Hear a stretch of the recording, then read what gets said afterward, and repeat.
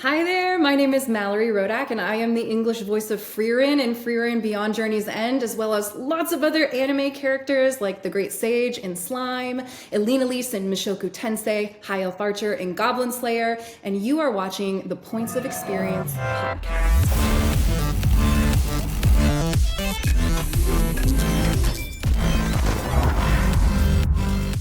You heard it, Mallorie Rodak, the English voice of Frieren, among with many other characters and voices. We're talking Fairy Tail. That time I got reincarnated as a slime, My Hero Academia, Black Clover. She has worked on so many titles. We get to talk about that in the episode about how illustrious, I think that's the right word, her career has been, specifically in anime. And if you have not seen Frieren, guys, we talk about it in this episode, but you need to go watch Frieren. You need to go watch Frieren. It is one of my favorite animes right now, and she is phenomenal in the title role of Frieren. We talk about how she got started, kind of how she got that first big break in Funimation and Crunchyroll, how her college experience has informed her career thus far, jumping from career to full-time, or other career to full-time voice actor. Really great episode. I love Mallorie so much. She is such a good person, so down to earth, and I couldn't think of a better person more deserving of the opportunities and exposure she's had so far, specifically with Frieren and all the success. Please, guys, like, subscribe, comment, leave us a review on Apple Podcasts, Spotify Podcasts, and consider checking out our Patreon. The link is in the description. But without further ado, Mallorie Rodak on the Points of Experience podcast. So we were already talking about it, so let's just get right into the first thing. We've got amazing Frieren merch, figures, photos, prints. Can you walk me through what we've got going on here in the background? Because I've been obsessed with Frieren, and I think a lot of people who are going to be listening to this episode are as well. So what are those your prints that you have for signings and stuff, or that's just people gifted you that? What's going on there? Yes, so these are some of the just prints I've collected from a few of the conventions that I've been to so far this year. These are just amazing artists that have come up to me and said, I love your work. Would you accept this print? And I'm like, yes, absolutely. I'm already planning a Frieren wall somewhere in my home. I don't know where it's going to be yet, but I know there's going to be one because I'm collecting Frieren art and Frieren figures like Frieren collects spells in the shows. I love it. You got to have your own little shrine and dedicate it to each little. I know all about that, and it's so wonderful when people give you things, really nice gifts and prints and artwork for these things you've worked on, and it's like the fact that these projects mean so much to people. And I think Frieren, for me, and we'll talk about that as the show gets on, I'm really excited to talk about Frieren, but I feel like, honestly, in my opinion, it's been probably one of the best animes I've seen for numerous reasons in a very long time. It is like my 2024 pick for sure, and I think it's going to be something that sticks with people for a multitude of reasons, which we'll talk about at least, and I want to hear your opinion as well. But you did such an amazing job in it, and I'm so happy for you to be in this tour de force role that this is. It's such a beautiful series, and thank you, Mallorie, just for being here and being willing to talk about it all. Well, thank you. Thanks for having me. I'm honored to be on the show, and happy belated birthday. I know you celebrated a birthday recently. So I did. How are you in person? I did. Thank you. You know what's so funny, kind of Frieren-esque here, is I was supposed to celebrate my birthday at the Renaissance Fair, the Renaissance Pleasure Fair in California, because I love that type of environment. Fantasy, Lord of the Rings, everything that's Renaissance Fair in New York where I grew up. I was obsessed, and Frieren gives me so much of that Middle Earth Renaissance Fair vibes that I feel like I've been thirsting for. But yes, I went to Disneyland instead, so that's not bad. Hey, I'll take it. yeah, it was a good compromise. But so awesome. I'm so stoked to for everyone here. We met, man, it must have been over a year ago at least, right? At one of my first conventions, I feel like. I don't remember which one it was. It was like maybe it was Houston Comic-Con? Was that what it was or something like that? Or could have been it. I know we did a series of maybe 2 or 3 conventions together, which was so great to be able to kind of travel around with you, get to know you a little bit better through these conventions. But yeah, I think we did one in Houston, and that may have been the first time that I got to meet you, and we were instant friends. Yeah, I just got the vibe from you. Not only that you're a wonderful person, you have a great energy, but you're also like a kick-ass pro at what you do. And I was somewhat familiar with some of the stuff that you had done, but to see it on display in Frieren now, I was like, oh yeah, that's a killer right there. You know what I mean? And I got that sense and that vibe from you. So, I mean, it's like divine timing, I feel like, for you in your life to have the opportunity to really showcase your talent in a role like that. And then I know you have probably gotten to do that a lot with other roles and stuff and things you feel very passionately about. But this show, I feel like, has given you such an outlet and the attention and the publicity to stand center stage. So I'm just so proud of you for that. And it couldn't have gone to a more deserving person. Yeah, and I'm really just glad we got to spend so much time together doing these conventions. You quickly, I think, doing the convention circuit, kind of find the people that are not just personalities or actors, but you find people who are so appreciative of what they're doing, and they love the art and they love the craft of all this. And I got that feeling from you right away. Do you feel like this is acting, doing this, working on anime, has this been just a whirlwind of a dream come true that you can't even imagine? Or do you feel like this has been a steady climb for you? Overall, just like where you are today, how do you feel in terms of where you've started to where you are right now? Oh my gosh. Well, it's actually the 10-year anniversary of me starting working as a voice actress. So it was 2014, believe it or not. That was my first anime role. And so 10 years in the business, 10 years working, and I've had lots of wonderful roles, but Frieren has just kind of taken it to that next level where I've been able to be exposed to so many more people. It's given me a platform for the things that I care about. And so I'm so appreciative to the show and the creators and Jade, my director, for casting me, because now I get kind of a new era of my career, with Frieren, and it's been incredible so far. I'm so grateful. Yeah, I mean, good things come to those who wait, I suppose. I mean, your Malcolm Gladwell's 10,000 hours are for sure here, and I think it pays off getting an opportunity like this, like you did. Before we dive too much into all of that, I mean, we know each other like we were saying, but I would love to get to know, and for people to get to know a little bit more about your journey, especially considering, I think it's very easy for someone to be like, oh, this, I never knew Mallorie. Now she's in this lead role. It just happened like that. Even though we've worked in this industry for a while, people don't really see that until they see the project that they learn about you from. And my gosh, you look so young. I would think you're like 21 years old. So it's like, oh my God, yeah, Mallorie just jumped into the industry and here's this huge role. But I know probably that there's been a long, crazy, winding path of life that has led you to this moment right now. And where does that all start for you growing up? Did you grow up in Texas? Did you grow up in the Dallas area? I know you grew up I know you went to college at some point in Dallas, but did you grow up there? Where did you grow up? As a kid, and did you move around? Like, what was early life for you like?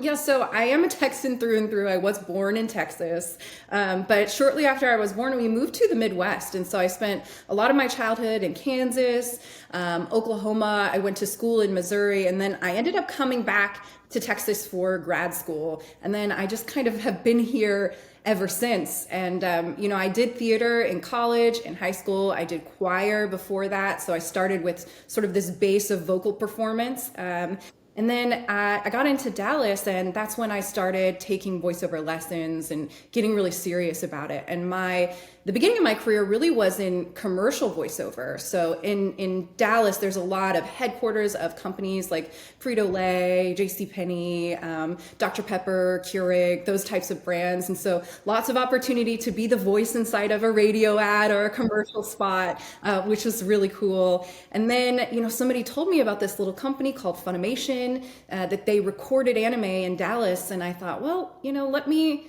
let me see if I can and do something there. So I found this random email on the internet that supposedly was a Funimation email. And I sent them an email and I said, hey, I'm in Dallas. I can be at your studio in 30 minutes. I'll do anything. I'll do Walla, whatever you need. I'll be there.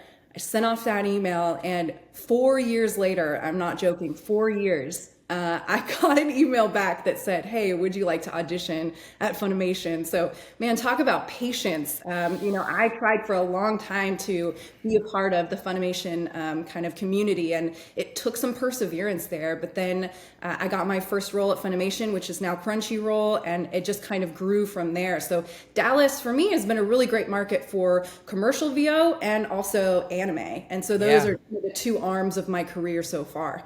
I would love to break that down if we can. I mean, so were you always, you said somebody told you about Funimation and that whole thing. So then was your goal when you were leaving grad school, I'm assuming you had an interest in pursuing theater or film and TV or something like that, and then somebody mentioned this anime world to you. Were you a fan of anime, or did you see that as a shift in your career? What became the new goal once your friend had said, hey, check out Funimation, and what was the journey like in those 4 years waiting for that opportunity that led you into the career you have now? I really didn't know very much about anime. I had some anime that I had watched previously, but I wasn't a huge fan of the genre. It wasn't until I started acting in anime that it really exposed me to how amazing the genre really is. And so for me, I always consider myself a multi-potentialite, which is a term that I heard in a TED Talk once. Never heard of it, so please tell me. Absolutely true. So it's this idea that you have multiple interests in life, multiple paths that you want to pursue. And so, in those 4 years that I was waiting for a response from Funimation, I was also doing, building a career in advertising. I was also writing. I'm an author for different books and journal articles, lots of academic style writing. And so there's been lots of different things that I've been able to be a part of. And then when I started to see, that voice acting career take off, I realized, wow, there's something really big here. And this is something that I really enjoy. And so it's always been this balancing act in my life, a juggling act of trying to figure out how to balance all the things that I'm passionate about. And sometimes one ball is bigger than the other and other balls get smaller. And so it's a constant kind of juggling act and figuring out, what's most important to me, what fulfills me the most, and what do I feel like I can really make a difference. And voice acting has grown since there. I think I'm whatever that is. Multi-potentialite. Yeah. Multi-potential. I think I am one of those. I'm a self-diagnosed one of those as well, because I'm very much like that too. And funny enough, to that story with you with Funimation, I recently had that happen for me. I can't really say what that was because the thing I did hasn't come out yet, but I had a very similar experience with where I was like on an email chain from 4 years ago. I got a reply 4 years later. You know what I mean? So like there was an email and a follow-up and a follow-up, and then 4 years passed and I got a response on an email chain from 4 years ago, which is just crazy. I know. Patience, right? You always want to see that instant kind of gratification, but good things will come to those who wait. Yes. That'll be the theme of this, the title of this episode here. So for you growing up, where did the interest for theater and pursuing that degree, and was your degree in theater, or did you go for something else? You went for theater. What as a kid, were you like, was it that your parents were in the industry, or you saw a movie that you fell in love with? Like, where did that spark come from for performing? It starts back even when I was a toddler. So believe it or not, you imagine any sort of toddler, they sort of babble on in this kind of gibberish language. Like that's a typical toddler, right? Well, there's these videos of me and these memories of people in my family saying, Mallorie, when she was a toddler, she had perfect diction. She talked with such clarity, believe it or not. So even back from when I was a really young kid, there was something about speaking and vocalizing that, ended up being something that I was passionate about. Fast forward to fourth grade. I don't know if you remember back in school when you had to do popcorn reading. So you had your book, and you would go around the room, kind of like popcorn. One person would read a sentence, the next person would read a sentence. And so I really enjoyed kind of reading from the book. And my fourth grade teacher, Mrs. Donahue, said to my parents, like, I think think she could read books on tape. And so that was another kind of clue in my The career. prophecy foretold. I know. Thank you, Mrs. Donahue, wherever you are, for predicting that career. Yeah. From there, it really kind of switched over into choral music. So in fourth grade, that was when I got to be a part of my first choir. And I was in a ton of different choirs. I did choral music, I did opera, I did musical theater. Vocal performance was something I was really interested in. And then in college, that transformed into more of a theater degree. And then from there, I was starting a career in advertising because I double majored, triple minored, as a multi-potentialite does. I had advertising, public relations, psychology, theater, and global studies all in the mix there, which to me, in my mind, I see how they all go together as part of this sort of overall communications, discipline. Yeah. It's a lot of different things that I was interested in, but I thought, I think voiceover from these things that I heard might be something that I could do. And then my college professor actually was the one who said, you should consider a career in voiceover. And so that's where it really started to click, where, you know what, I think this is something that I want to pursue. Wow. That's,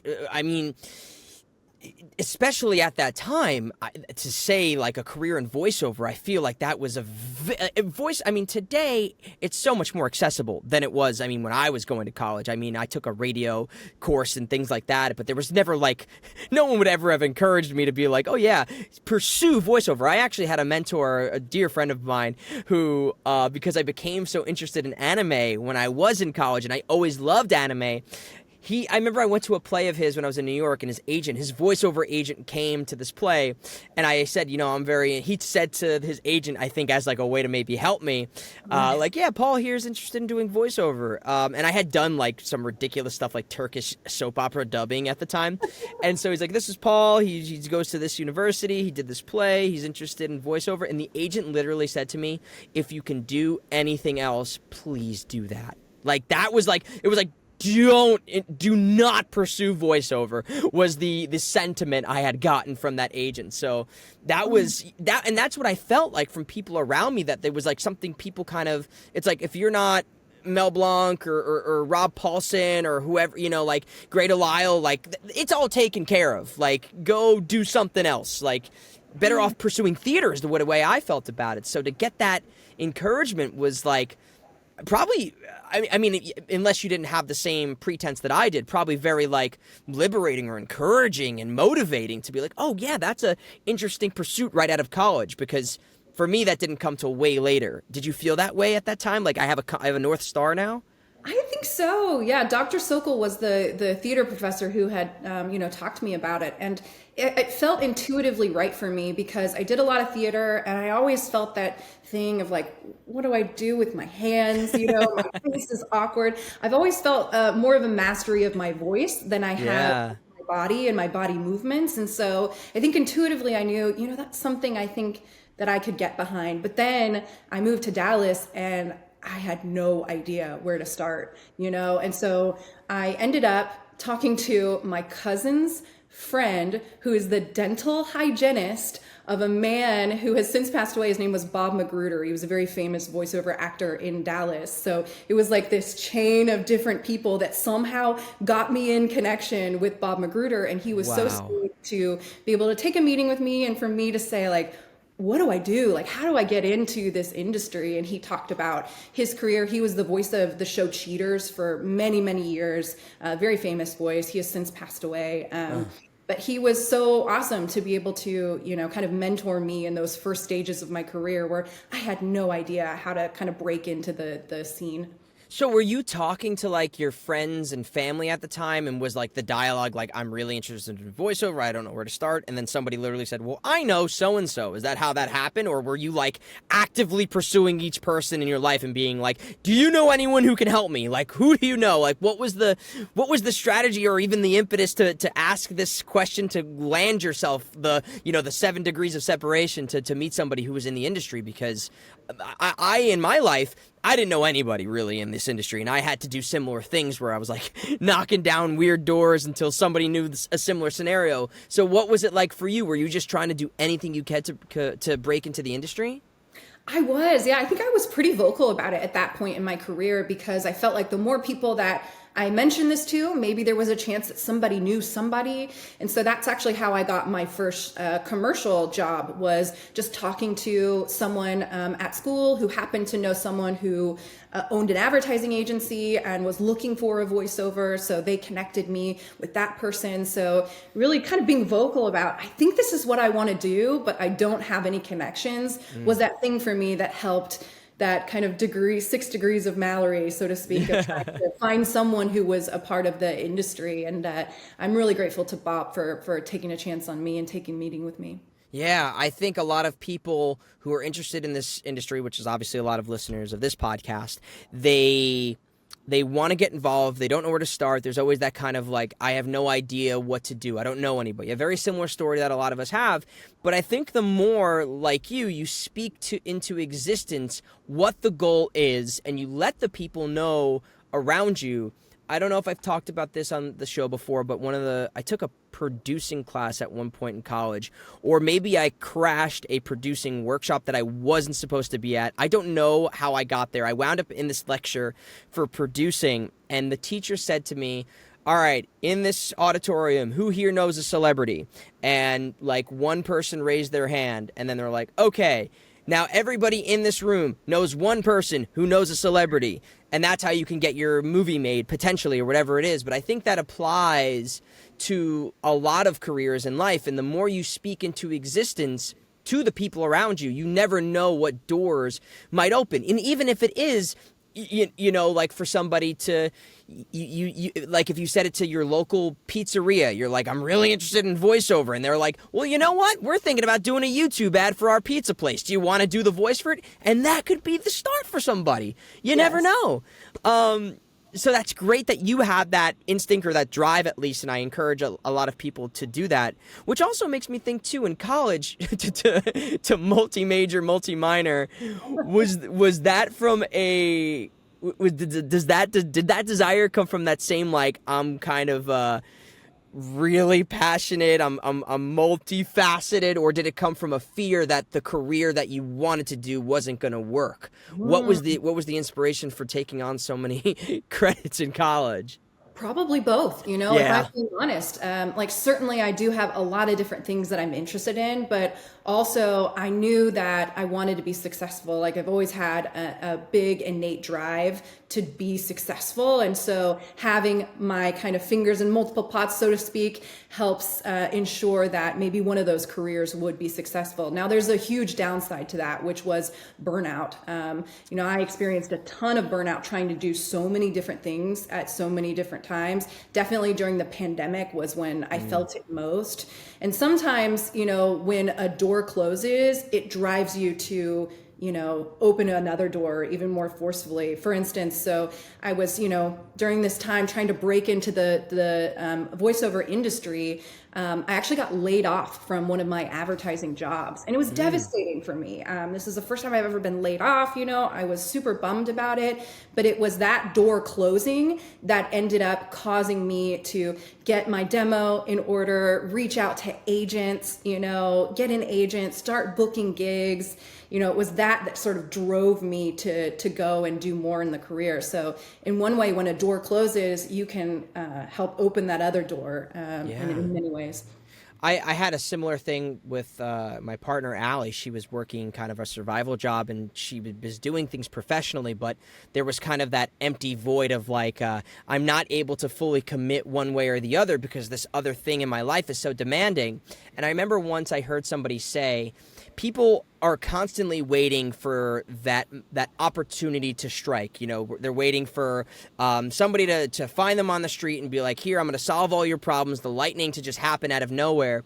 But the way that they explained it was, and I'm forgetting who or where I heard this, was that if we think of our life as like a house, and you have all of these rooms filled with all this clutter and this furniture and stuff, and you are like, I want this room that I have here to be my voiceover industry, right? But you're not willing to clean out the room of whatever that was beforehand to be able to put new furniture in. There's never enough space. Sometimes we have to let go of something that is taking up mental, emotional, especially the time commitment of what that could be for the dream, you have to be willing to let go to either give you that fire, that motivation, that passion. And I think it's a scary thing for a lot of people, but sometimes those are blessings in disguise. So for you, maybe getting laid off from the agency was maybe it was partially you knowing in your life, like, or, you know, the universe pushing you in a certain direction, but it was giving you that freedom, that opening, that space to fully commit. Because I tell this to a lot of people, and I'm curious if you feel the same way. I hear a lot of people say, I hear you can make side money. Like a lot of actors are like, oh, I really got to get into voiceover. I could make, you know, X amount of money doing this on the side while I'm pursuing this, which sure is true. But if you treat this career like a side hustle, I think it gives you the return of a side hustle. Do you feel that was happening for you at that time? Oh yeah, absolutely. Yeah, I mean, that to me has been my biggest issue of being a multi-potentialite, is just being overwhelmed and being so busy. There was a certain point in my life where I was trying to do so much that I was talking to my family and they just had to tell me, like, Mallorie, I'm tired of hearing you say you're so busy all the time. Because I didn't want to let go of anything. To your point, I didn't want to take the stuff out of the room, you know, Yeah. make room for this kind of new career. And so that was a big wake up call for me of trying to figure out, you know, what brings me the most joy? Where do I feel like I can make an impact? You know, how can I make a living off of this as well? And so Right. thinking about those sorts of things has helped me kind of reprioritize what's most important. What about your family and stuff? Because as with many people I talk to on this podcast, it's always either kind of like super supportive or absolutely no, I don't wish for you to go down a career that is not a meritocracy and there's no job security, whatever it is. You dabbled in having a career in the advertising industry. So was it something for you where your family was very supportive? They liked that you had the advertising career? Did they try to sway you against pursuing any sort of performance career? What was family like in terms of you pursuing performance? You know, honestly, I think that my mom in particular, she loved the stability of a full-time job. And I get it. I mean, I love the stability of a full-time job. And, as a voiceover actor, like, man, sometimes, jobs are coming left and right. Other times they're not. And it can be really scary, that sort of up and down. And having a full-time job, I had health insurance, I had profit sharing and 401k and all these wonderful things. And so, I think she loved that sort of safety for me. But I think recently my family has been just really supportive of my voiceover career. The other day, my family was in town and I came downstairs and my dad was reading the Frieren manga because I had volume 10 open and he said, I finished the Frieren manga. I know what's going to happen. And so I had him explain to me, because I hadn't read it yet, what happens with this new character mocked and all of this stuff. And so I thought that was really cool, where they're starting to see that, this isn't just a hobby. It isn't something that I do on the side. It's something that, is a career, and it impacts a lot of people, and it's really special. And so I think that's pretty cool. And also culturally, it's one of the best forms of storytelling that I think a lot of people had dismissed so much as like cartoons or children's content. Like, anime is becoming so mainstream now. I mean, there's some of my friends who, for things that I've done, I remember I did this movie called Belle, and that's not something that any of the type of people who I grew up with would have ever gone to see. And they went and saw this movie in theaters, and they were like, "Oh my God, that was so cool!" And it's a musical with, like, you know what I mean? So to see like very hetero masculine type of dudes like being willing to have that as like a type of media that they want to consume. To see it go mainstream is such a wonderful time for us to be a part of this industry, because we are reaching such a huge audience nowadays. And I've always said, and I think it's a testament to people like you who are in these positions, especially like in these lead roles of these fantastic shows, the bar is super high. And you have to bring it. There's no requirement to read the manga. You can get a job. They will never tell you, I need you to read the manga, I need you to do this and that. But whatever you are going to bring to this role, there's somebody right behind you who is just as good, clawing. Like, the door is like got, razor marks on it, because there's such a hungry, passionate veracity to succeed in this industry. So I do think that the cream rises to the top, but I think it requires people too to be really rock star killers, which I think you are in this industry, and that's awesome that you have the support, because I think that's important too. I think it's very hard to pursue this industry and not have a support team. Which makes me kind of wonder too. So during this advertising point of your life where you're doing all of those things, what was the drive that kept you still pushing towards the performance part of your life? Like, were you finding discontentment in that 9-to-5 culture? Were you doing the side projects and finding more fulfillment there? Were you watching other people doing things? Were you seeing, like, what was creating that reprioritization of life while that was going on for you? Yeah, I mean, it's a tough question because I'm still sort of thinking back on that and really trying to understand what happened. But I think, now I had really a 10-year career in advertising, and it was wonderful. I've met some amazing people, creative, wonderful, smart, just fantastic people in advertising. But it is a difficult industry to be a part of in terms of, client turnover, in terms of burnout, long hours, all sorts of things that can make it really hard. And recently I had a client who got sold to a multinational conglomerate, and I saw, kind of the dark side of capitalism where Mad Men. Yeah, exactly. They stripped away everything that was unique and different about the brand, and they actually fired the entire marketing team and installed their own kind of marketing people. And so there was a lot of that happening in advertising. At the same time, in voice acting, I felt like it was just growing. More people are discovering anime. The shows are just getting better and better. The stories are fantastic, and to be able to go from a boardroom where I feel like my energy has just been drained to a vocal booth where I feel like my energy is sort of rising and growing in the booth as I'm having fun, bringing this character to life. It felt like night and day in a lot of ways. And so that's where, I just realized that more joy was coming from voice acting in that regard. And I knew it was something I wanted to keep doing. So you said that you were doing choir, like choral stuff, and that you had been working commercially, and what was the basis of, because that's, and not to dilute any of that work, but in my opinion, it requires a certain muscle set, and it does require a very rigorous talent in acting to be able to sell commercial copy and to sing. It requires a lot of talent and it requires skill. In terms of moving into narrative stuff like the cartoons and the anime and the video games, where did that foundation come from? What was the training like for you in college, or what was the training like for you in your transition into doing voiceover or performance full time?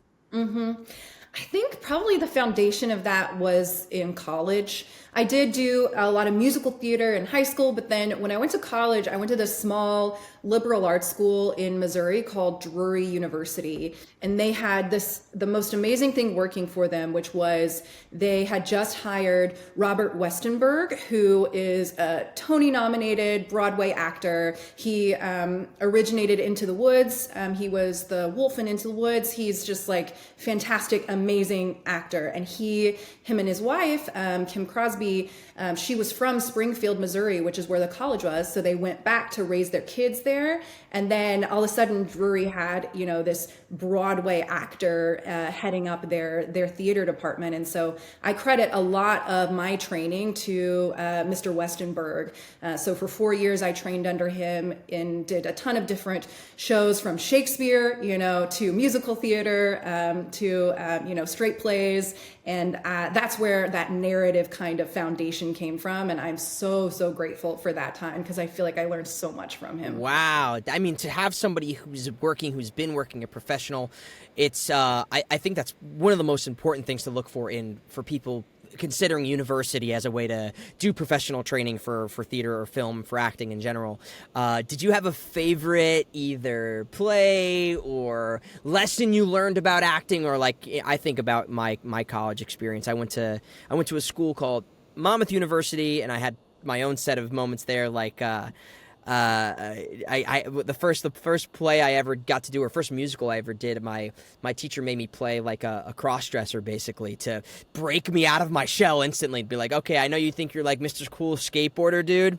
You're about to wear a dress and sing soprano in this musical, which was wonderful for me. And then equally similar situations in my NYU experience, from both just like the lessons of acting classes or the plays I got to do. Do you have any like monumental moments or plays that you did that you really learned from, or you had a great experience that has kind of carried your performance muscles till this day in a way?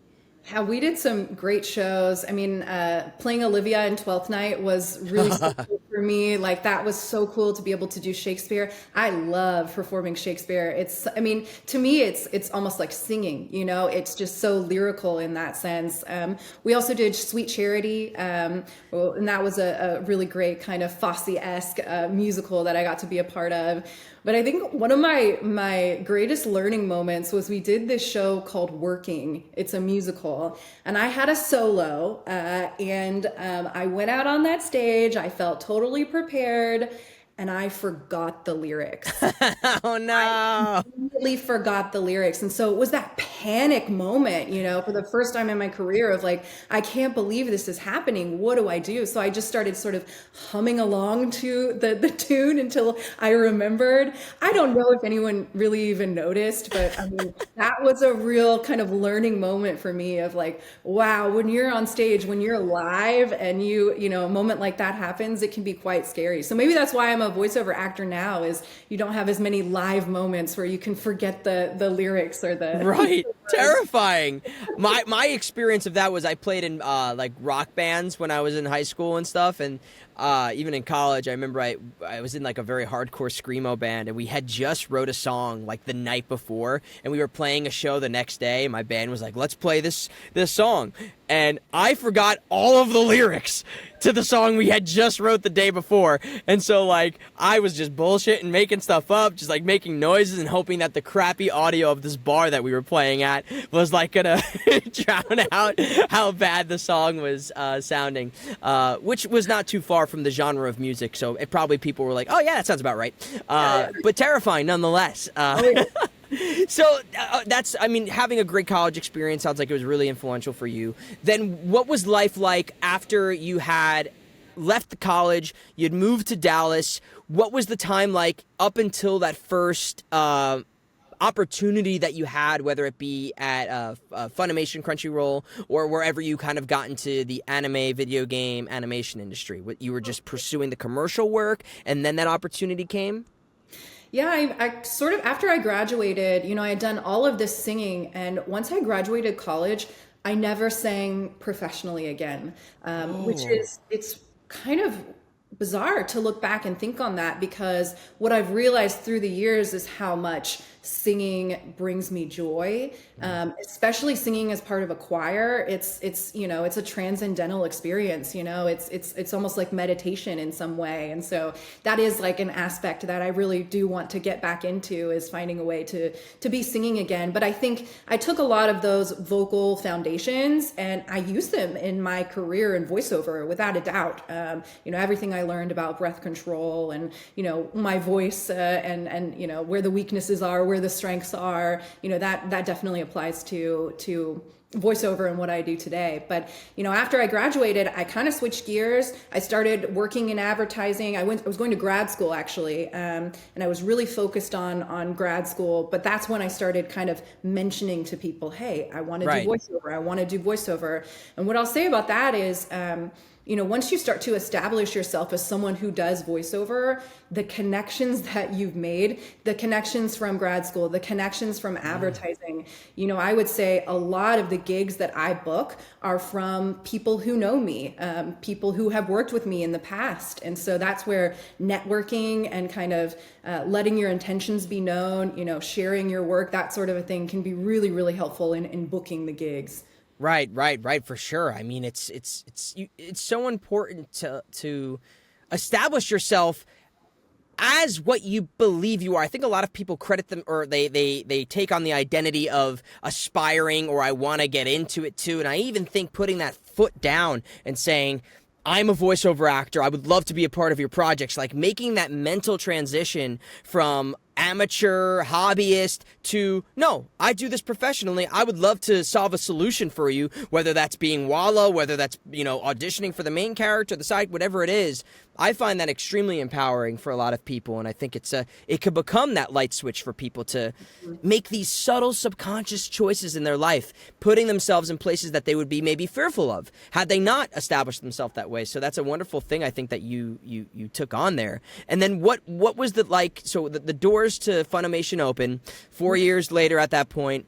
What was the first job? The first job was a Wallace session they brought you in for, or what inspired them to reach out back to you after 4 years? Actually, it was not a Wallace session like I had suggested in the email. They reached out and they asked me to audition for a show. It was called A Certain Magical Index, an anime. I auditioned and they said, we really liked your audition, but because you've never worked with us before, we're going to cast you, but only like provisionally. So basically I would go in and do the session, and if they didn't like my performance, I could be recast. Oh. I was so nervous. No pressure. No pressure at all, right? So at that point, the show had come out in Japan, and so I wanted to prepare. I was so just like, okay, maybe if I could prepare, that will help me do better. So I watched the show, and then I typed out all of my characters' lines so that I could rehearse them on my own, because I just wanted to do such a good job. I ended up working with Jerry Jewell, who's a director at Crunchyroll now, and needless to say, he didn't fire me after that first session. I kept the role, thank goodness. But I was so nervous because it was my first time working at Funimation, my first time on an anime role, and it was one of the lead roles in the show. And they said, if we don't like your performance, we may recast you, and that definitely got the nerves going. I mean, I feel that way in jobs that they don't say that to me in. And I can't imagine if they actually did say that to me, like, hey, Paul, by the way, thank you for coming in. I know we said you booked this, but there's a there's a high possibility you may not be here next week. If that was said to me, I don't think I could continue to perform. So do you think it was doing the homework or just having a lot of confidence? Like, to be so green in that world, like, what gave you the resilience? Was it like a great director experience? Was it like, what allowed you to persevere and push through that? Yeah, it was multiple factors. Jerry is an awesome director. He really made me feel comfortable in the booth for my first time ever recording anime. I think also for me, the preparation was helpful. At that point in my career, I did really rely on preparation. And it's kind of tough to do in what we do, because as you know, sometimes I will go in for a session, I will have no idea what the show is, no idea what my character is, no idea who my director is. They're a little bit better about that now. Sometimes they'll give you more information, but it is a lot of just going in and winging it and kind of understanding the context in the moment. So I think the preparation was a crutch for me, but I do think, it helped. And then, just being right for the role, hopefully, at least in Jerry's eyes. So it was a lot of different factors. But on the commercial side of things, that has happened to me many times, where I will go in for the session and they say, at the end, we're going to go with another voice. And so you just get the session fee and you move on. But, it's kind of the hard reality of the business. But sometimes, you just got to realize that it's not personal, it wasn't something that you did necessarily. It just wasn't a right fit for what they were looking for. So it can be tough at times, but I'm really glad that Jerry took a chance on me. Yeah, that it worked out. Like you said, sometimes it's just impossible to prepare. I had a situation where I got asked to come in for something, very confidential NDA, and it was what they were looking for was to say it like this. It was very specific and required a very specific vocal manipulation, let's say. And I didn't know anything about it. And being in the moment and them telling you, we need this right now, it's like, I don't even know if I could do that. So sometimes that stuff happens too, and you really have to. I think it's about being confident and trusting yourself and your instrument and your skills and knowing that you belong where you do, and you do deserve to be there. You are worth it, as we hear a lot of times. I think that goes a long way too. And that's awesome that they gave you that encouragement to kind of push through what I would fear is debilitating anxiety if I'm going to get replaced the next week. But kudos to you. How soon after that job did like, because I know you worked on like the next big things for you were, I would assume, I don't know the timeline, but like Fairy Tale and Goblin Slayer, right? Those would be like two of the next big things that were for you. Like when did those come along and how did those opportunities come about? Yeah, so once I kind of got in, I felt like I was in, whatever list that they had, I was on it, and so then the roles just started coming from there. Fairy Tale was soon after a certain magical index, and that one, to this day, I still meet fans who are, so excited. There's actually 100 Years Quest, which is coming out in July. I'm so excited. So the Fairy Tale story is not over. There's more coming. Amazing. It's nice to be able to have had that role for so long and hopefully to still record it. And yeah, I mean, since then, I mean, at this point, it's got to be nearly 200, different anime titles that I've been able to be a part of, if not more. It's been wonderful to say that, I can consistently work as, a regional actor and get consistent work, because a lot of folks, cannot say that. Obviously, lots of opportunity in places like LA and New York, but in Dallas, there's only certain, jobs that you can get. And so being able to have that consistency of being able to record, hopefully once a week, maybe more, maybe less. That's been so nice. And so I'm grateful to Crunchyroll now for that opportunity. I have two questions now, but I'll give you one at a time here. What do you think is this, working on 200 anime titles it's insane, especially even like in the time frame that we're talking about here. That is insane.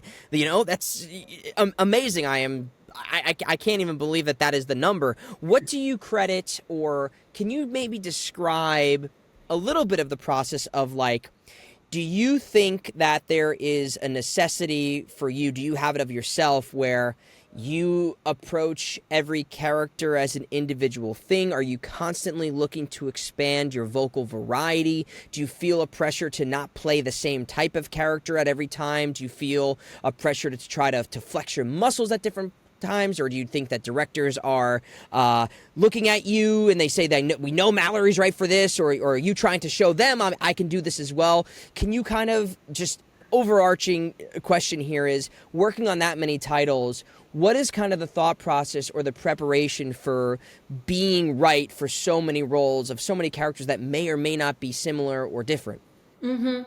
Yeah, it's funny because in anime you have a lot of, high school type girl characters, but I think even beyond that, there's a lot more than just that kind of trope that we hear so often. And so I've been able to voice a lot of different types of characters, which is cool. And, going into the booth, trying to understand like, what's the style of the show? Is this sort of an over the top wild? Is it more realistic, grounded? Really listening to the Japanese voice. And I try to stay as true as possible to what I hear in that voice. And then of course, getting the information from your director about the context and, the goals of your character in that scene or in that moment, all of those factors kind of play in, but it is entirely possible to get typecast. And I think, for a few years there, I did feel like I was typecast as like the mom character. And I mean, hey, I'm not complaining. I love playing mom, it's fun, but I really wanted people to realize that I could do more than just voice moms. And so I think as voice actors, we always get that. You kind of, you do good in one role and then they want to kind of replicate that, for other series. But yeah, I think a goal for me is to try to expand my vocal repertoire in terms of, the types of things that I'm voicing. I think it's really fun when I get to voice, an eagle, which I did, or, a triceratops, those things are so fun. And to me, it's just kind of stretching, what's possible for me and using a lot of the things that I learned in choir and vocal performance, in these types of roles as well. So that's always a worthy goal. Right. I mean, I think it's a credit to your skill and the trust that these directors have in you as well, because they're not going to waste their time if they know somebody can't perform on these things where you become a part of a roster. You become somebody that they can depend on and rely on, which kind of leads me to this next question here and I experienced this a little bit. I moved to LA in 2020 and I was living in New York, and I think specifically in voiceover, like kind of the top markets I would say are Los Angeles, New York, Toronto, and Dallas, Texas area. Being someone that lives in Texas right now and being at that point in your career where you are someone who these directors, the studio can rely on you, that you're going in a consistent basis, or you're having opportunities to at least audition. How would you describe the Texas scene for somebody who today might be living in a small town, or they even might be living in a different hub? Like, what is the expectation of moving to Dallas, in your opinion, today, versus one of these other hubs, or even just staying where they are remote? Mm-hmm. Yeah, I mean, there's going to be more opportunity in LA, I think. But Dallas is a good market for voiceover. Like I said before, like commercial VO is pretty big here, as well as anime. But I think also, as an actor, because I also do some on-camera work, even though sometimes I feel like I'm awkward. There's a nice movement of film coming to Texas as well. I was just able to be a part of a Taylor Sheridan show, which he does like the Yellowstone series, and so we did Lawman Bass Reeves, and that was amazing. So there's opportunity in Texas. Sometimes you have to search a little bit harder for it, but what I think is kind of wonderful is I view it as sort of a stepping stone to the next point in my career. You talk to anyone who knows me, I've been talking about moving to LA for years and years and years. I remember you saying that, so that's why I bring it up. Yeah. And it still might be in the cards, but I think there's something really comfortable about the Dallas market. I own my home. I know the market. I tried to go look at homes in LA, and I was like, oh, so that's what it's like. Expensive. Oh wow, I can't afford that. Who can afford this? So there's all sorts of cost of living scenarios there too. But I'm never saying never when it comes to LA, because I think there's some wonderful opportunity out there that I would love to be a part of. But all that to say that I think Dallas is a good market for voiceover. There's a lot of wonderful, wonderful voice actors living in the DFW area who are making a wonderful career out of the opportunities in the area. Right. Yeah. Well, that's great to know, I think, for people. And I think it's all about what you want, having a clear understanding of what your goals and expectations are. So, I think having the commercial and the anime, if that's where your compass is pointing you, then that's kind of a great thing. I think a lot of people, they get frustrated or upset when they're one place and they're like, I'm not getting this opportunity. And I think there is something definitely to be said about being in a market. While remote is absolutely possible, I think you have to factor that into expectation as well, with not having accessibility that somebody living in an area might have. So thank you for sharing that. I'd love to jump now to open up a can of worms here with Frieren, if you don't mind. Can we kind of start at the beginning here and talk about the opportunity coming through? What was your expectation?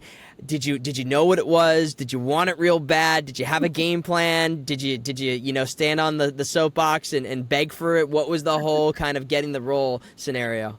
Yeah, so I had submitted some kind of general auditions to Crunchyroll of different kind of archetypes that I could play. And then one day I got a text and it said, hey, would you be interested in the role of Frieren? And I was like, wow, okay, this is the title character in this anime. Let me go Google it. So I went and Googled it and I realized, wow, this is a really successful manga. People are really hyped about this show. I think this could be really big. So immediately I accepted. I said yes. I was super nervous, of course, because I wanted to do the character justice, but I'm really, really grateful to our director, Jade Saxton, because the whole cast, I feel like, is just so appropriate and just wonderful in their roles. They all just feel so right to me. So I feel honored to just be a part of such a wonderful cast. And then as the show kind of debuted, I think more and more people started learning about it. There became this kind of wonderful culture on the internet with Frieren memes and fan art and things like that. That has been really cool to witness. And, it's just been like fantastic. I think it's only going to grow from here now that all the episodes are officially out. Hopefully people feel like, I could binge it now, see what it's all about. But man, it has been just such an honor to be a part of such a fantastic anime. I mean, from the animation at Madhouse, the music, Evan Call, the composer, is amazing. The story, the manga, of course, that inspired this wonderful, heartwarming, heartbreaking at times story. I'm just obsessed with the series, and I feel so grateful that I get to be a part of an anime that I really, really love. Yeah, it's so good. I'm about halfway through it right now, I think, and I'm going to give you what I believe the anime at least is about, because maybe it's different from the manga then, or it grows different, but I'm going to give you my layman's bad summary, and you're going to let me know if I'm spot on at all here, okay? From what I gather, it is about, it starts off as like the heroes of an age who have defeated the big villain, and it's life post that kind of world saving, and then it kind of transitions into, your character being this immortal or long-living being who exists amongst humans who have a different lifespan, and dealing with, like, what is life after the huge thing. So in my mind, it almost was like, what is Lord of the Rings like after, for Frodo, after he tosses the ring into Mount Doom and he sails off? Like, what is that story? It kind of gives me that similar vibe of, what is life like after the big thing has been done, and dealing with new apprentices, and dealing with the person that you had adventured with and not really getting to know them, and dealing with that grief, and figuring out, okay, how much more can I grow as a mage, and dealing just kind of overall as an elf being existing amongst mortals, and the trauma or the love and the life that exists living amongst those type of people. Would you say that is an accurate, terrible summary that I just did? You nailed it. Okay, I would. All right. I've been falling in love with it. I'm like I was saying earlier, huge Lord of the Rings fan. And your character, while not at all, there's some similarities that I would say to that new Lord of the Rings series with Galadriel, I would say. Rings of Power. I mean, the way that you see Galadriel and the way you see Frieren, I think there's kind of a little bit of a similarity within those characters. But something I love that you've brought to this anime in particular is this, like, real groundedness of a character who has lived as long. And it's hard, I think, to kind of put your shoes. And obviously we have the visuals, we have the references and all these things, but from what you're bringing to this role is this absolute wisdom, this life that has been lived, and it's something that's so unique and beautiful to see on the screen with you in these moments of, like, I believe this character has lived this long and has not thought about these things that have happened in their life, and going through this really hard transition. Was that a conscious choice for you to kind of, like, try and tap into the age of this character and the groundedness and the severity of what it's like to live amongst people who have a certain lifespan versus somebody who has seen a lot of shit? Was that something you had to consider, or a choice you made within at least the performance that you started off with and that you've either continued with or grown into as the story kind of progresses? I think so. I think, when Frieren came about in my life, I was going through a lot of heartbreak. I had just lost a close friend who had passed away. I lost my cat who was just like, I know you're a cat person too. So yeah.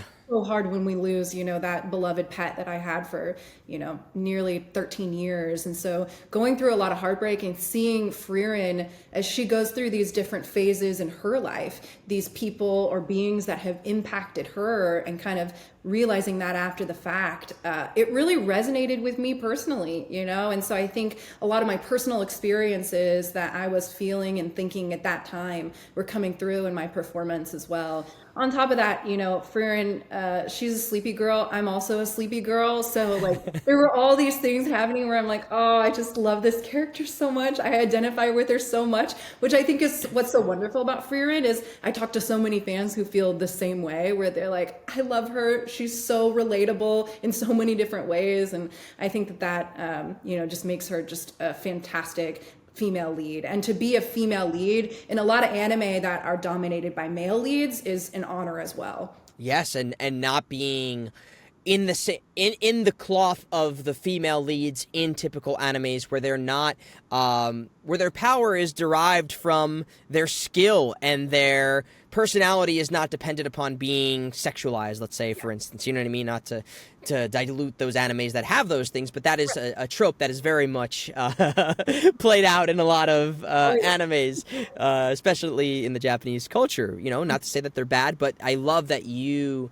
and this character, it's not, and I enjoy it so much because we get to see this story that hasn't really been told in this way before, and I feel like it's a very unique story that a lot of people who have these various other interests are able to easily kind of transition. It really feels like an anime of today that anybody could watch and enjoy, which I love. It's becoming that anime for me right now where I feel confident in recommending it to anybody and being able to be like, you're going to like this. If you've never watched anime before, you're really going to like this type of anime. That's what I'm telling people, yes, because I think I saw an article recently where they said, how is Frieren revitalizing or reimagining the entire fantasy genre, which I thought was so cool. Right. It's like, it's an anime, yes, but it's also a fantasy story. And I love kind of seeing it in that context, in the broader fantasy context. Like you mentioned, Lord of the Rings, those types of shows, like I love seeing it on par with those types of shows because I think it is a really special story. And I think to your point, like even people who haven't watched anime can pick up Frieren and hopefully feel something for it since it's such a beautiful, emotional story. I think so. I absolutely agree. When I saw you got casted, I remember I watched the first episode and I didn't really know what to expect at the first time. And I was like, and I love the pacing of the show. It really allows you to get to know these characters. And there's obviously some great battles that happen along the way. And there's learning about the various other characters that come in. But it kind of, for me, it had a beautiful pace of allowing you to really sink in and feel how like Frieren feels and how the world is and what's going on. And then, gradually moving to these heightened moments with various other scenarios and characters.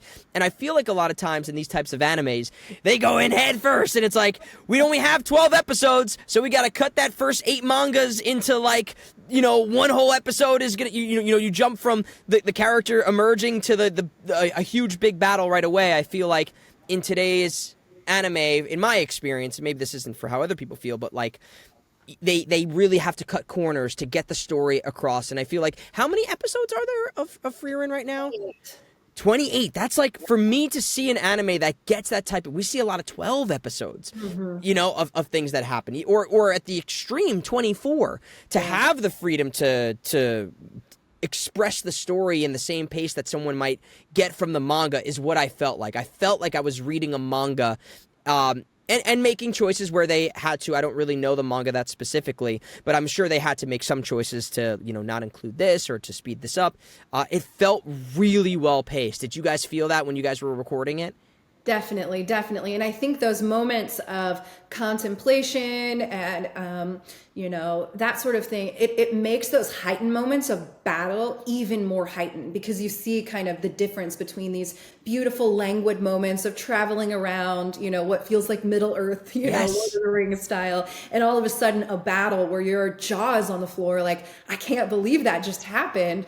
It's that contrast of those two different moments to me that makes the anime so special. And then the music ties it all together so wonderfully. Just having Evan Call's music, in my headphones as I recorded some of those scenes, like, wow, that was a huge inspiration for me because it just makes me feel, it makes me feel all sorts of things. And so seeing the animation and the music and all of that, I mean, it made the performance almost come so naturally.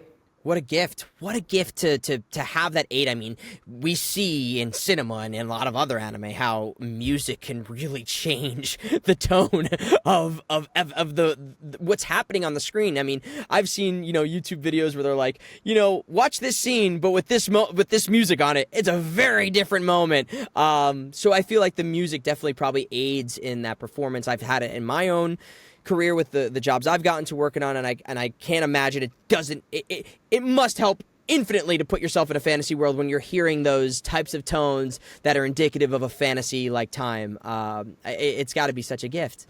Yeah, I think it's kind of the cool thing about, dubbing in general is you get to see the finished piece, so often when you're on set, you've got a green screen behind you or a blue screen, you don't really know, you kind of have to use the theater of the imagination. But when you dub anime, you get to see this wonderful piece of art, that has emotion and beauty and storytelling and, use all that as part of your inspiration for your character. And I think that's kind of what's so unique about what we do.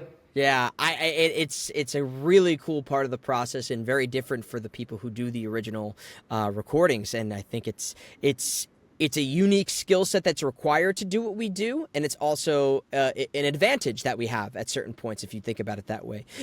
I've worked with a director recently, and he once said to me, we should honor as much as we can of the original Japanese, but we have the freedom to refine moments if the producers allow so, to make them even stronger, or to go that little extra distance with the way maybe they animated. Like if the character had, if they go, oh, to include that in the performance that wasn't included in the Japanese, to, huff through the line if that's kind of the anxiety that's being animated. So we have those opportunities, but we also have kind of our bumpers as well, that we have our guardrails of sitting within.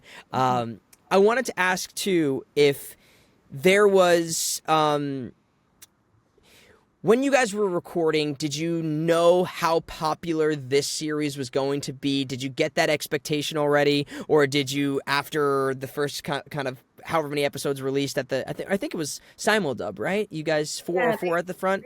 4 at one time, yeah. Did you know what you were expecting when those first 4 dropped? Or were you kind of like, all right, let's see what happens?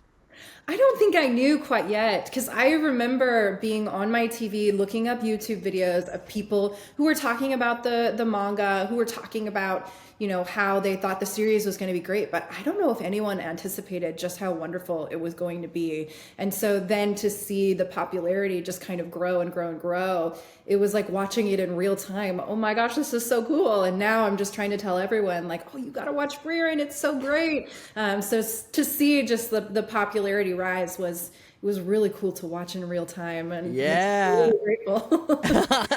Made me just think of this. One of my guilty pleasures to do when I have guests on the podcast is to either look up trailers or whatever it is, things I can find videos that of the actors, and I came across obviously some moments from Frieren, and I like to look through the comments and see what people say.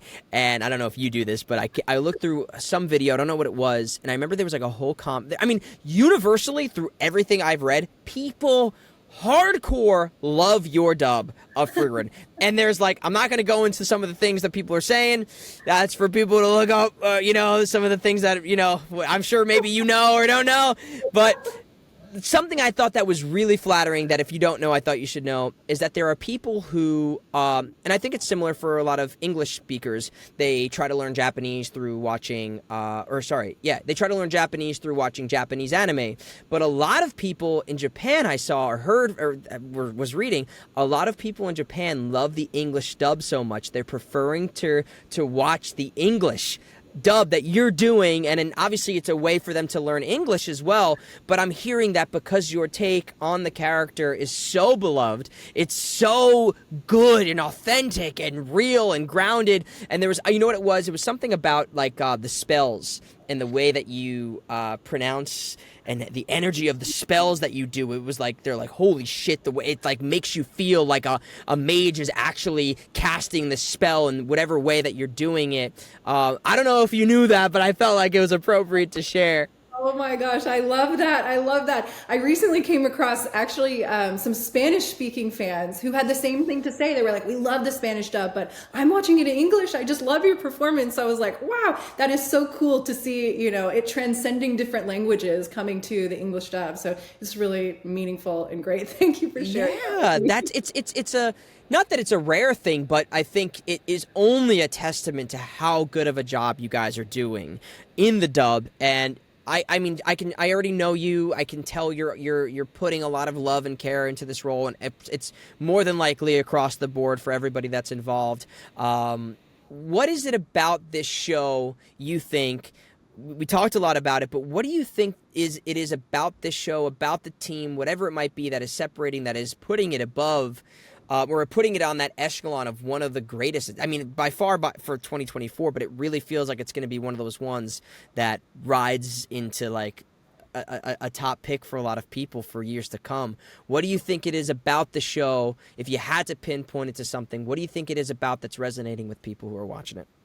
God, it's so hard to say because I do think it is a combination of a lot of different factors. I mean, obviously the story, the animation, the music, the cast, the crew, all of that. But if I had to pick one thing, I think it really is the emotion behind the characters. I mean, the relationships between the characters too. Like, I mean, Frieren and Fern, that relationship is so, so special. Fern and Stark, that is really cute. And then of course, Frieren and Himmel.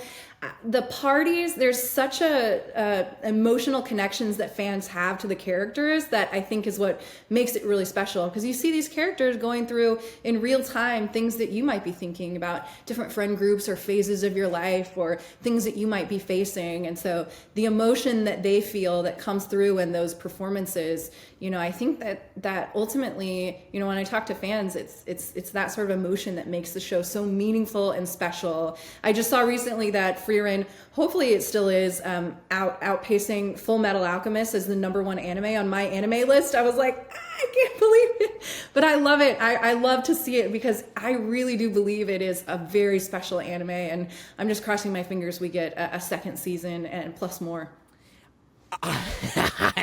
I mean, I would be surprised if it doesn't. I really would be.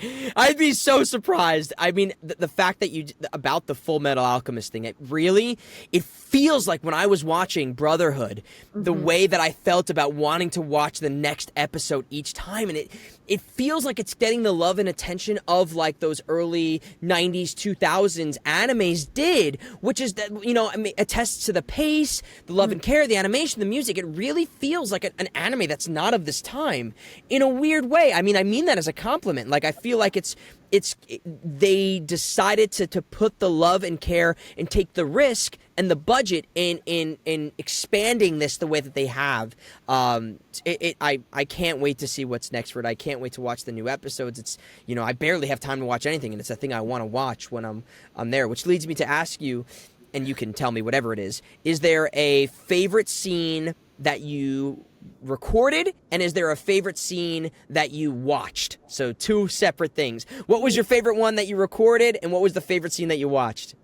Oh, I mean, it's so hard not to say the scene with Aura, the demon Aura, as my favorite, because it is so powerful. It's kind of this slow build up to this moment where Frieren confronts this demon and eventually reveals her mana. Not to spoil too much, but there's an iconic line from that scene, just 3 words, and it went viral on the internet after we recorded that, and it was kind of a one take thing, where we had done it, and then Jill Harris, who plays Fern, was actually guest directing for that episode, and she just was kind of like, okay, yeah, we got it, that'll do it. We got it, moving on.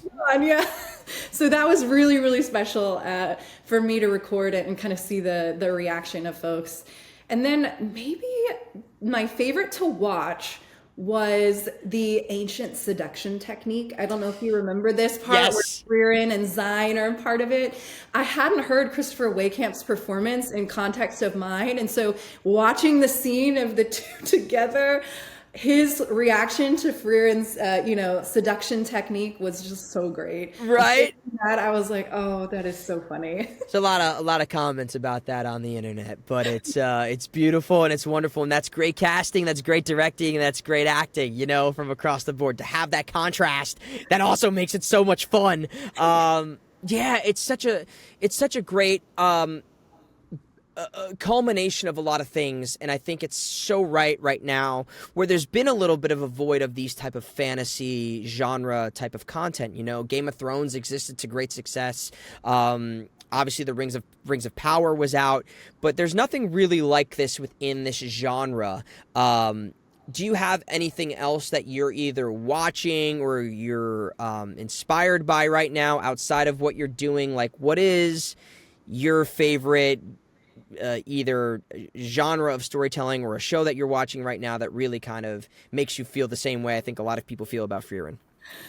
What's so wonderful about this is I love fantasy. I mean, back when Lord of the Rings first came out, I mean, we were such a fan in my family that we bought a life-size cutout of Legolas and we put it in my sister's room. We didn't tell her it was in there, and she opened the door and she freaked out. It scared her so much. It was kind of a fun family moment that we have looking back on. But ever since Lord of the Rings, really, I've been a huge fan of fantasy. I'm also a huge fan of sci-fi as well. From books to movies to TV shows. My favorite that just came out, of course, is Dune. Wow. Incredible. I'm a huge Dune fan, from the books all the way to the movie. I thought it was amazing. I play actually the Dune board game, Dune Imperium. It's our favorite board game in my board game group. So if you know Dune Imperium, give me a shout out. I would love to chat. So needless to say, I'm a huge Dune nerd. I love the whole universe. And when I saw Dune 2 in theaters, I mean, the part where Paul rides the worm, I teared up, I was like, oh my gosh, this is so good. Great scene.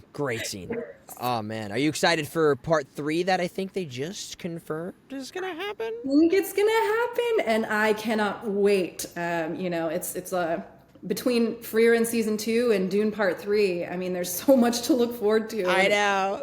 Great cinema and TV, so I'm so excited. Yeah, I meant to say too. I'm a Magic the Gathering fan too, but I'm building a Legolas deck right now. Funny enough about Legolas, so that's how much I love elves and halflings, and I always play halflings in D&D, and Really? Yeah. What's interesting is Frieren is actually my third elf that I voiced. So we have Goblin Slayer, High Elf Archer. There's Mushoku Tensei, Jobless Reincarnation, where I play Elise, and then there's Frieren, and each of those elves could not be any more different. High Elf Archer is very spunky and spirited and opinionated. Elise is very sultry and sexy, and Frieren, of course, is Frieren. So it's kind of cool that I get to voice all these different elves and be such a fan of the fantasy genre and those, types of stories. So I feel very grateful to have I call them my holy trinity of elves. Yeah, well, it's well deserved, and you do such a great job. I couldn't think of someone better, honestly, to take upon this role and to have had the success that you have. And I know how you are with the fandoms and seeing you with the fans at conventions. It just warms my heart when I get to see good people find such great success and have the ability to show off their skills like you have. So I have so much love for you and for your journey so far. I can't wait to see more. I would love to ask you real quick before we end here. I ask most people on the podcast when I remember, like I have right now, as the nature of this show is called the Points of Experience. It can be related to the profession. It could be related to life, anything. If there was an experience you've had in your life, whether professionally, personally, that had an impact on you in any way, or maybe left you with a life lesson that you carry to this day, but just a life experience that always comes to your mind that you think about, that sharing kind of that story, that experience would inspire other people or leave people with a message that they can take for themselves. Well, I think, given kind of the theme of this episode, the things that we've talked about, it's my 10-year anniversary of working in anime. And I think, to the idea of like instant gratification, you're wanting those roles immediately, like stick with it, have perseverance, because each role that you get, each role that you book is experience, is a learning opportunity for you to take that and bring it to the next role. And so every role that I've had in the 10 years has kind of led me to this moment of voicing Frieren. And so each of those roles has a special place in helping shape my career and move me forward, and all the people who were a part of that. So have patience, if you feel frustrated in your career, keep persevering, keep trying. Hard work does pay off in the end. And so that's the advice that I would give people if they're feeling downtrodden on, where they are right now, is there's ups and there's downs, and just believe in yourself, have confidence, have hard work, and great things will happen. Yep, good things will come to those who wait, like we said is the motto of this. What a great way to end. Mallorie, thank you so much for coming on here and chatting and talking. I've missed you. You know, you're a great person to hang with, and I could not be more happy for you. Aside from telling people to go binge watch Frieren right now on Crunchyroll, where can people find you, and anything else you would like to share or point people to, please, by all means, right now would be a great time. Yes, come follow me on X, come follow me on Instagram or TikTok. You can look up my name, Mallorie Rodak. I love posting memes, interacting with fans. It's been really fun to be a part of kind of the internet community of anime fans and Frieren fans. So definitely give me a follow. There's lots of great things on the horizon. Slime, that time I got reincarnated as a slime. I play the Great Sage in that series, is coming back for a new season, as well as Mushoku Tensei, another elf. So if you are missing me, voice one elf, there's another elf that's coming back, as well as Day Day Live, where I play Nia Honjo. So lots of returning series coming back this season that I'm really excited about. And then, I love coming out to events. So if you'd like to see me in your hometown, let your local Comic-Con know. I've got some really great ones coming up. And so I can't wait to go out and meet people and talk about Frieren. Heck yeah, everybody go request Mallorie, get your Frieren fix in the meantime while we wait for season 2. But Mallorie, thank you so much. Congrats again. I wish you all the best, the future success, and it's all very much been due for someone who's as hardworking, passionate, and talented as you are. So thank you, and I can't wait to see what's next. Well, thank you for having me on. I've had such a good time. I really appreciate you and all that you do and this wonderful podcast. So I'm honored to be a part of it. Oh, thank you. Everybody, Mallorie Rodak, thank you again. Stay tuned for season 2 of Frieren. It's going to happen. It is really one of the greatest pleasures in my life when I get to sit and talk with people who are just such good, nice, genuine humans who get these opportunities to showcase their talent and be this next wave of talent, actor, voice actor who are becoming the name that people talk about with these titles, because it is so hard to get these opportunities, and to hear that this is the 10-year anniversary for Mallorie working in this industry. It just shows how much patience is important, how much showing up to the job and doing hard work, good work every time, no matter how big or how small the character is. So I'm just so happy for her, and please go follow her on all the social medias. Thank you guys for listening and watching. Please follow us, like and subscribe, the whole deal. Consider checking out our Patreon that we're really trying to build up so we can get some more quality episodes for you all and make the show even better than it is today. And if you could leave a review for us on either Apple Podcasts or Spotify Podcasts, that would mean a lot to us. Thank you so much, guys. Stay tuned for the next episode, and we'll see y'all very soon.